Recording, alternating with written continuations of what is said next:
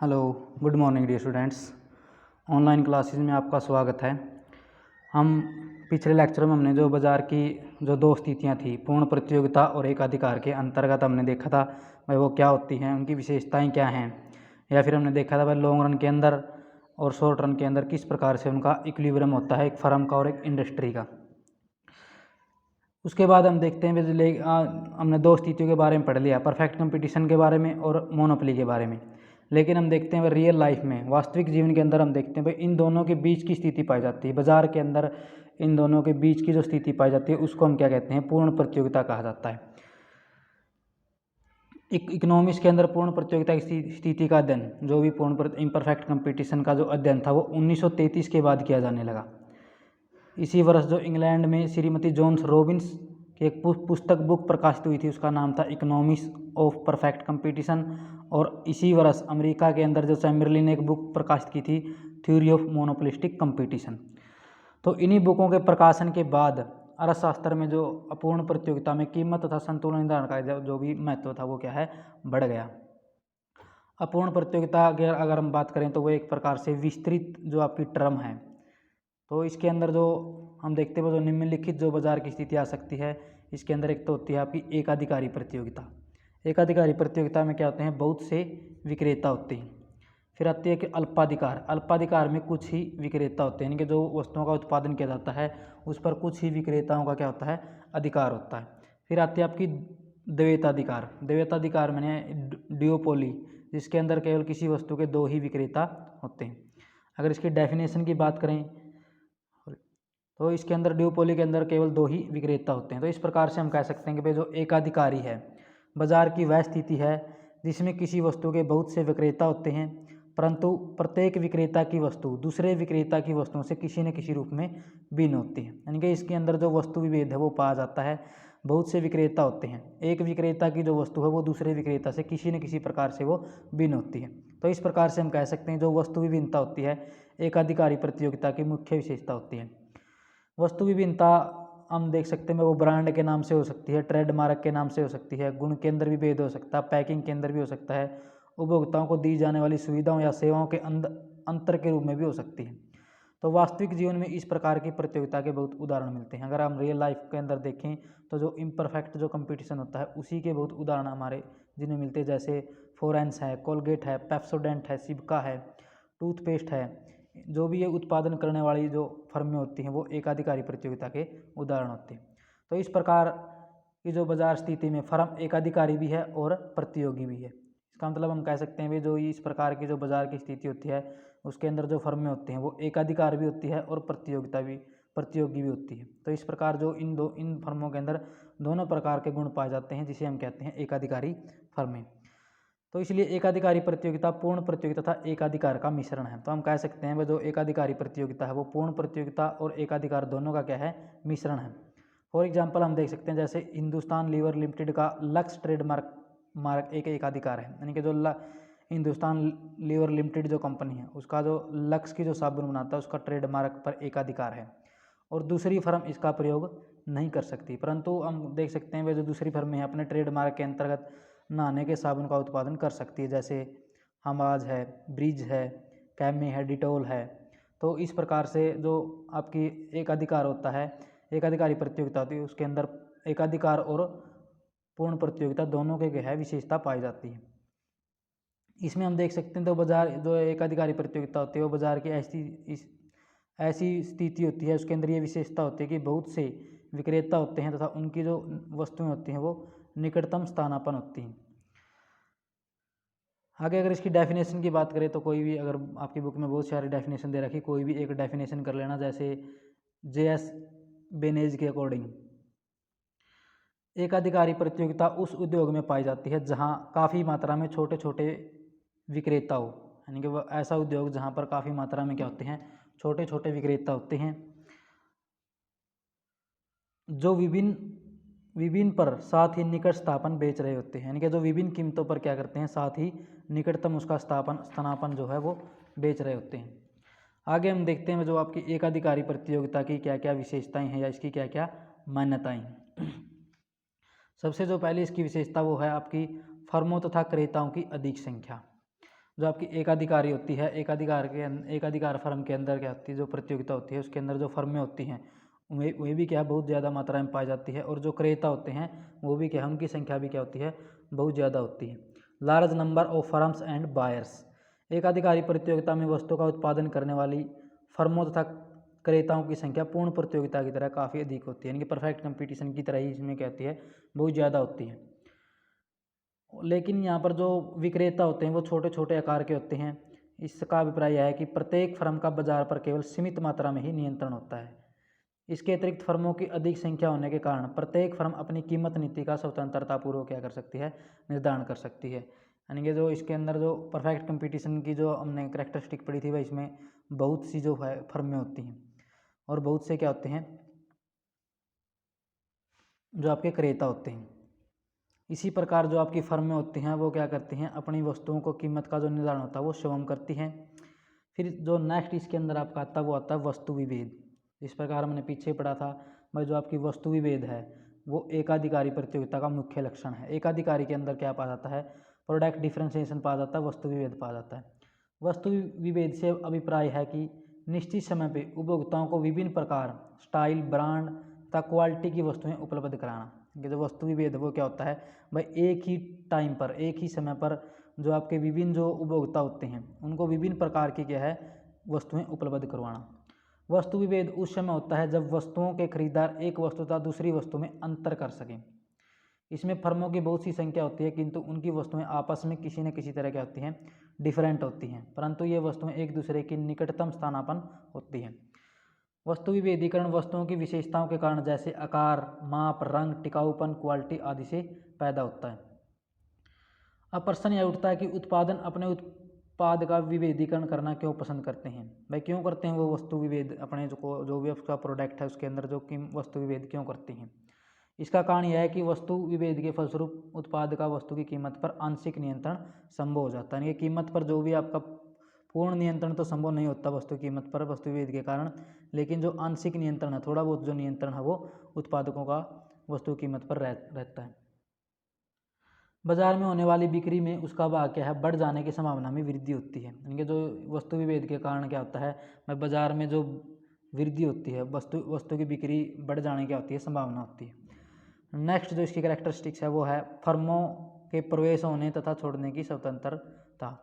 जिस प्रकार से हमने परफेक्ट कंपटीशन के अंदर देखा था भाई, उसके अंदर भी जो फर्में हैं उनका प्रवेश क्या था, स्वतंत्र था, और वो किसी भी टाइम क्या है स्वतंत्रतापूर्वक इंडस्ट्री को छोड़ सकती थी। तो इसी प्रकार से जो आपके इसके अंदर भी ये विशेषता है, एकाधिकारी के अंदर भी जो फर्में होती हैं वो क्या है स्वतंत्र रूप से उद्योग के अंदर प्रवेश कर सकती है और अपनी इच्छा के अनुसार क्या कर सकती है, वो उद्योग को छोड़ सकती है। एकाधिकारी प्रतियोगिता की अवस्था में पूर्ण प्रतियोगिता की तरह फर्मों को उद्योग में प्रवेश होने तथा उद्योग को छोड़ने की क्या होती है, स्वतंत्रता होती है। परंतु पूर्ण प्रतियोगिता की तरह नई फर्मों को उद्योग में प्रवेश करने की निरपेक्ष स्वतंत्रता नहीं होती, यानी कि निरपेक्ष स्वतंत्रता नहीं होती, उनको कुछ न कुछ कठिनाइयों का सामना करना पड़ता है। कुछ फर्मों के उत्पादन कानूनी रूप से पेटेंट होते हैं, उनका उत्पादन नई फर्में नहीं कर सकती। यानी कि कुछ फर्में क्या आती हैं, किसी भी किसी वस्तु के उत्पादन पर क्या है पेटेंट अपना अधिकार जमा लेती है। जैसे हम कैंपा कोला का उत्पादन कोई दूसरी फर्म नहीं कर सकती। तो चैम्बरलिन ने एकाधिकारी प्रतियोगिता के अंतर्गत विभेदीकृत वस्तुओं का उत्पादन करने वाली अनेक फर्मों के समूह के लिए उद्योग के स्थान पर ग्रुप का प्रयोग किया है। यानी जो चैम्बरलिन है वो कहते हैं भाई, जो विभिन्न वस्तुओं का उत्पादन करने वाली जो फर्में होती हैं वो उद्योग नहीं होती, उन्होंने उसके लिए क्या है एक प्रकार का वो ग्रुप होती है। नेक्स्ट इसके अंदर आता है विक्रय लागतें या सेलिंग कॉस्ट। एकाधिकारी प्रतियोगिता की एक महत्वपूर्ण विशेषता यह है कि इसके अंतर्गत फर्म को अपनी वस्तु का प्रचार करने के लिए विज्ञापन आदि पर बहुत खर्च करना पड़ता है। यानी कि जो फर्में होती हैं वस्तु विभेद के कारण अपना उत्पादन बेचने के लिए उनको क्या करना पड़ता है, ज़्यादातर विज्ञापन करना पड़ता है। यानी कि जो विक्रय लागतें हैं वो ज़्यादा उठानी पड़ती हैं। फर्म अपनी वस्तुओं को अधिक से अधिक मात्रा में बेचने के लिए अखबारों, सिनेमाओं, पत्रिकाओं, रेडियो आदि में विज्ञापन देती है। इन सब पर जो खर्चा आता है उसी को हम विक्रय लागतें कहते हैं। यानी कि सेलिंग कॉस्ट क्या होती है, जो भी उत्पादन को बेचने के लिए फर्मों के द्वारा जो विज्ञापनों पर जो भी खर्चा किया जाता है उसी को हम क्या कहते हैं, सेलिंग कॉस्ट कहते हैं। नेक्स्ट इसके अंदर आपका आता है कीमत पर सीमित नियंत्रण। जो फर्में होती हैं, एकाधिकारी जो फर्म होती है उसका वस्तु की कीमत पर क्या होता है, सीमित नियंत्रण होता है। प्रत्येक फर्म का वस्तु की कीमत पर सीमित नियंत्रण होता है। एकाधिकारी प्रतियोगिता में एक फर्म के अस्थायी और सीमांत आय वक्र एकाधिकार की बात ऊपर से नीचे की ओर ही होते हैं, यानी कि जिस प्रकार से हमने एकाधिकार के अंदर पढ़ा था वह जो औसत आय वक्र और जो सीमांत आय वक्र है वो क्या थे, ऊपर से नीचे की ओर होते थे। उसी प्रकार आपके जो औसत आय वक्र और जो सीमांत आय वक्र वो भी क्या है, ऊपर से नीचे की ओर होते हैं। इसका अभिप्राय है कि इस अवस्था में फर्म को अधिक वस्तु बेचने के लिए कीमत कम करनी पड़ेगी, यानी कि ज़्यादा वस्तु बेचने के लिए फर्म को क्या करनी पड़ेगी, कीमत कम करनी पड़ेगी, और कम वस्तु बेचने के लिए वो कीमत को क्या कर सकती है, बढ़ा सकती है। तो एकाधिकारी प्रतियोगिता में वस्तु विभेद के कारण एक फर्म का अपने उत्पादन की कीमत पर क्या होता है, नियंत्रण होता है। परंतु एकाधिकार के विपरीत वस्तु के निकटतम स्थानापन्न उपलब्ध होने के कारण एकाधिकारी प्रतियोगिता में फर्म का कीमत पर पूर्ण नियंत्रण नहीं होता, यानी कि एकाधिकार के अंदर तो क्या होता है, जो आपके उत्पादक होते हैं उनका कीमत पर क्या होता है, पूर्ण नियंत्रण होता है, क्योंकि वहाँ पर कोई भी निकटतम स्थानापन्न नहीं होता। लेकिन एकाधिकारी प्रतियोगिता में वस्तुओं के क्या होते हैं, निकटतम स्थानापन्न होते हैं, जिसके कारण वो पूर्ण रूप से वस्तु की कीमत पर क्या है, नियंत्रण नहीं कर सकती। आगे इसके अंदर आते हैं सीमित गतिशीलता, लिमिटेड मोबिलिटी। एकाधिकारी प्रतियोगिता में उत्पादन के साधनों तथा वस्तुओं और सेवाओं में पूर्ण गतिशीलता नहीं होती। इसका कारण यह है कि प्रत्येक साधन की सीमांत उत्पादकता समान नहीं होती, इनके जितने भी उत्पादन के जो साधन होते हैं उनकी जो सीमांत उत्पादकता होती है, मार्जिनल जो प्रोडक्टिविटी होती है वो समान नहीं होती। इसी कारण जो उनकी जो गतिशीलता होती है वो भी क्या होती है, सीमित होती है। फिर होता है अपूर्ण ज्ञान, इम्परफेक्ट नॉलेज। एकाधिकारी प्रतियोगिता की अवस्था में वस्तुओं के क्रेताओं, विक्रेताओं तथा साधनों के स्वामियों को वस्तु की विभिन्न कीमतों का ज्ञान नहीं होता, यानी कि जो देखते हैं हम जो एकाधिकारी प्रतियोगिता के अंदर जो विभिन्न प्रकार की वस्तुएं होती हैं, विभिन्न प्रकार की वस्तुएं होने के कारण जो भी आपके क्रेता होते हैं या विक्रेता होते हैं या जो भी साधन के स्वामी होते हैं उनको वस्तुओं की कीमतों का क्या है, अच्छे से ज्ञान नहीं होता। इस कारण से यह है कि वस्तु विभेद होने के कारण विभिन्न फर्मों के उत्पादन में तुलना करना क्या है, संभव नहीं होती। ग्राहकों को किसी एक विशेष फर्म के उत्पादन के प्रति रुचि हो जाती है, वे उसी फर्म का उत्पादन है वो खरीदना चाहें, कीमत दूसरों से कुछ भी अधिक क्यों ना हो, यानी कि कोई भी जो आपके ग्राहक होते हैं उनको कोई भी किसी विशेष फर्म का उत्पादन खरीदने की क्या होती है, इच्छा रहती है या उनको आदत पड़ जाती है। तो इस प्रकार से अगर दूसरी फर्मों की कीमत कम भी क्यों ना हो तो वो उसी फर्म से क्या करते हैं, अपना उत्पादन खरीदते हैं। आगे आता है इसका गैर कीमत प्रतियोगिता। जो फर्में होती हैं उनके अंदर क्या होती है, गैर कीमत प्रतियोगिता होती है। गैर कीमत प्रतियोगिता का मतलब क्या होता है, भाई वो कीमत को कम ज़्यादा नहीं करते। तो इस प्रकार से एकाधिकारी प्रतियोगिता की एक मुख्य विशेषता यह है भी कि इसके अंतर्गत विभिन्न फर्में वस्तु की कीमत में परिवर्तन किए बिना, वस्तु की कीमत में कोई भी परिवर्तन नहीं होता, एक दूसरे से प्रतियोगिता करती है। जैसे सरफ तथा डेंट का उत्पादन करने वाली कंपनियों का उदाहरण हम ले सकते हैं। भाई जो अगर आप एक डब्बा या एक केजी अगर आप सरफ लेंगे तो उसके साथ आपको क्या मिलेगा, एक शीशे का गिलास मिलेगा।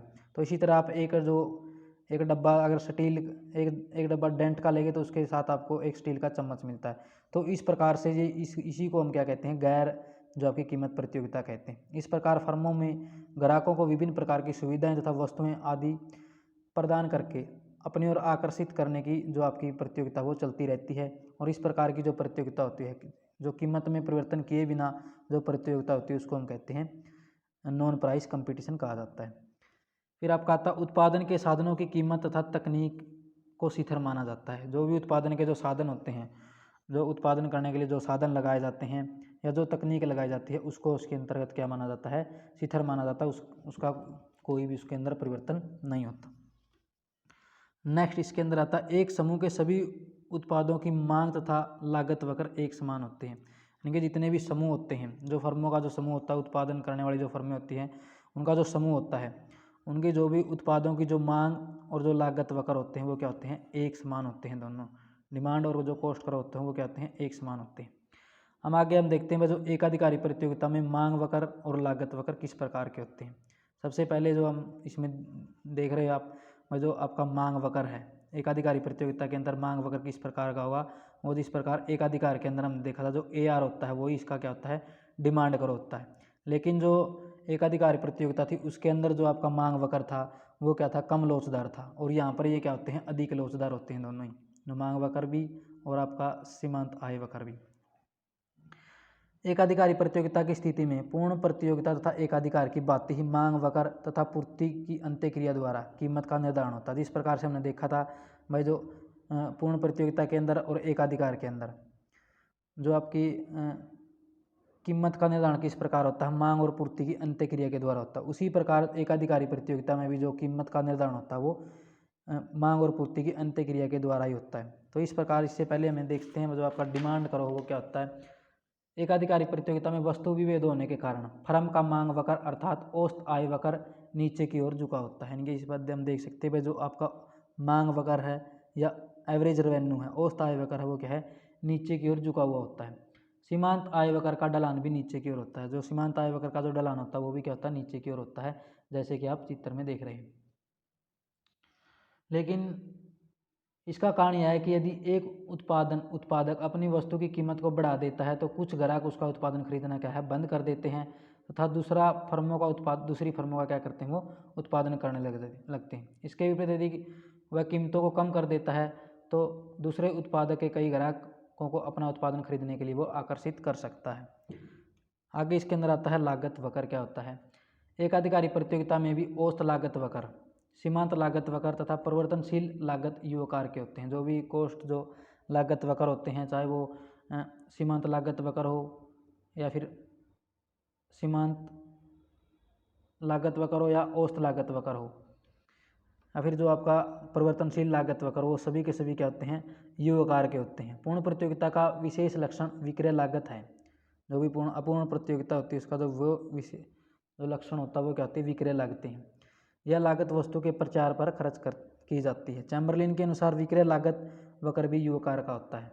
जो आपका सेलिंग कॉस्ट जो कर्व होता है वो भी क्या होता है, यू आकार का होता है। एकाधिकारी प्रतियोगिता की स्थिति में वस्तु विभेद होने के कारण उद्योग का पूर्ति वक्र नहीं खींचा जा सकता। जिस प्रकार से हमने एकाधिकार के अंदर देखा था भाई, वहाँ पर भी हम क्या है, पूर्ति वक्र नहीं खींच सकते थे। इसी प्रकार इस एकाधिकार के अंदर भी जो वस्तु विभेद होने के कारण हम पूर्ति वक्र नहीं खरीद सकते।